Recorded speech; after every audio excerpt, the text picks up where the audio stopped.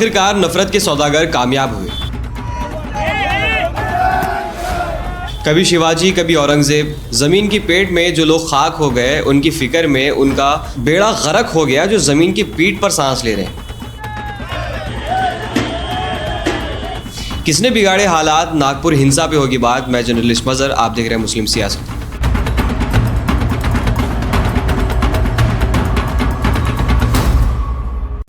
कल 17 मार्च की रात 8:30 को महाराष्ट्र के नागपुर में हिंसा भड़क उठी।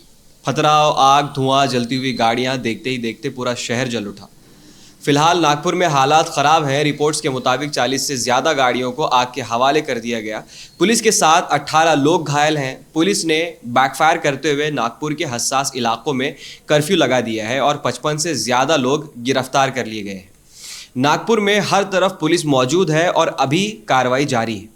कल रात से जो खबरें आप सुन रहे हैं उसके मुताबिक विश्व हिंदू परिषद ने औरंगजेब की कब्र ढाने की मांग की और मुगल बादशाह का पुतला फूंका। इसके बाद दूसरे समुदाय के लोग आ गए, उन्होंने पथराव किया और तोड़फोड़ शुरू हो गई। लेकिन इस हिंसा की सच्चाई ये नहीं है। सच्चाई वो है जो मीडिया और प्रशासन आपसे छुपा रहा है। कल 17 मार्च को महाराष्ट्र में कई जगहों पर वीएचपी और बजरंग दल के लोगों ने औरंगजेब की कब्र को लेकर विरोध प्रदर्शन कर रहे थे। इस दौरान नागपुर में किए जाने वाले प्रदर्शन में औरंगजेब की तस्वीर के साथ उस चादर को भी जलाया गया जिस पर कुरान की आयत लिखी हुई थी। इस पर गोदी मीडिया और प्रशासन ये अफवाह फैला रहा है कि कुरान जलाने के बाद हिंसा शुरू हुई। याद रहे कि प्रदर्शन में सिर्फ औरंगजेब का पुतला जलाया गया था, जबकि इस वायरल वीडियो में देखा जा सकता है कि कुरान की आयत वाली चादर भी जलाई जा रही है और उस पर डंडे भी मारे जा रहे हैं। हिंसा के पीछे की वजह कुरान जलाने की अफवाह को बताकर पूरा इल्ज़ाम मुसलमानों पर डाल दिया गया है, जबकि घटनास्थल से जो सीसीटीवी फुटेज सामने आई हैं उसमें नकाबपोश लोग गाड़ियों पर हमला करते हुए देखे जा सकते हैं। यानी किसी का भी चेहरा नहीं बताया गया और अब इन नकाबपोशों को मुसलमान बता दिया जाएगा और इनकी गिरफ्तारियां शुरू कर दी जाएंगी। दरअसल इस हिंसा की तैयारी कई दिनों से चल रही थी। नफरती बयानबाजी के जरिए लोगों को उकसाया जा रहा था और हिंसा के बाद भी अभी तक ये मामला शांत नहीं हुआ है, क्योंकि इनकी प्लानिंग कुछ और ही है। वो प्लानिंग है जनता को असल मुद्दे से हटाने की। लाड़की बहन योजना में बढ़ोतरी करने का वादा क्यों पूरा नहीं हुआ या फॉर्म लोन का क्या हुआ, इन सवालों से बचने के लिए। और साथ ही प्लानिंग है मुगल बादशाह औरंगजेब आलमगीर की कब्र तोड़ने की। कब्र से कुछ खास इनको लेना देना है भी नहीं, क्योंकि ऐसा होता है सालों से कब्र वहाँ पर है और पिछली बार भी इन्हीं की हुकूमत बीजेपी की रही वहाँ पर। फिर इसी बार कब्र तोड़ने के बारे में जो नारे बुलंद हुए वो क्यों हुए, ज़रा सोचिए। सरकार अपनी गलतियों पर पर्दा डालने के लिए आपको उलझा रही है या फिर धीरे से मुल्क में तमाम लोगों को इस बहस मुबाहिसे में उलझा दिया जाएगा और शायद कोई वक्फ बिल जैसा एक्ट वो प्लेस कर दिया जाएगा पार्लियामेंट में। कल नागपुर में जो हिंसा हुई वो सिर्फ शुरुआती रुझान है। इस हिंसा को समझने के लिए पिछले 1 महीने से जारी सिलसिलावार होने वाली घटनाओं को समझना होगा, जिसके बाद आप शायद पूरी क्रोनोलॉजी समझ पाएंगे। पिछले महीने 15 फरवरी 2025 को एक फिल्म रिलीज होती है छावा, जिसमें दिखाया गया कि औरंगजेब ने अपने वक्त में मंदिरों को तोड़ा और बहुत बेरहमी के साथ हिंदुओं पर जुल्म किया।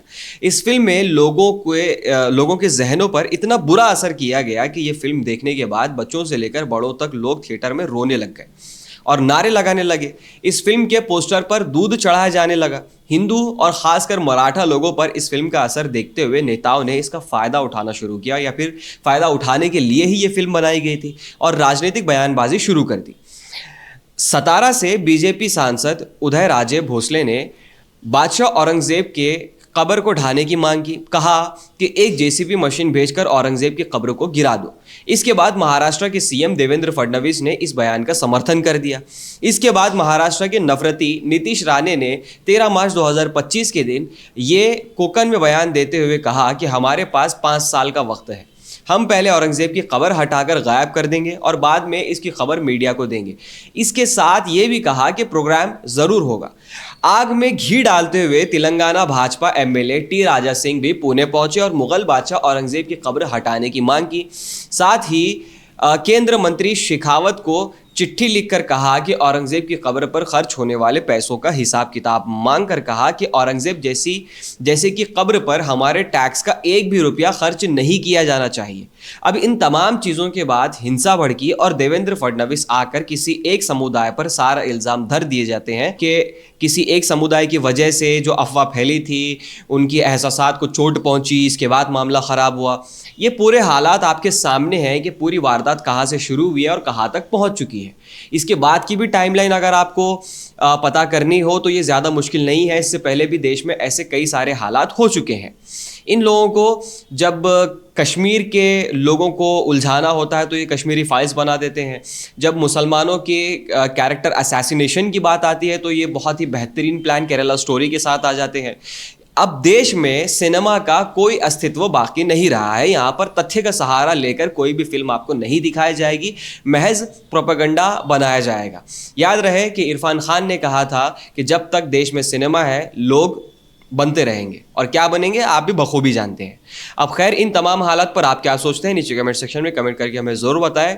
और एकमात्र जरिया है, अगर हमारा काम पसंद आता है, हमें सपोर्ट करना चाहते हैं तो आप हमारा यूट्यूब चैनल है मुस्लिम सियासत, उसे सब्सक्राइब कीजिए और वीडियो को ज़्यादा से ज़्यादा शेयर कीजिए ताकि ये इन्फॉर्मेशन और लोगों तक पहुँचे, ताकि लोग अवेयर हो जाए इस चीज़ से कि आपस में लड़ने का कोई फ़ायदा नहीं है, महज सरकार अपनी गलतियाँ छुपा रही है। सवाल कीजिए सरकार से, आपस में लड़ने से कोई फ़ायदा नहीं होगा। मिलते हैं फिर अगले एपिसोड में। ऐसी खबरों के लिए बने रहिए मुस्लिम सियासत के साथ।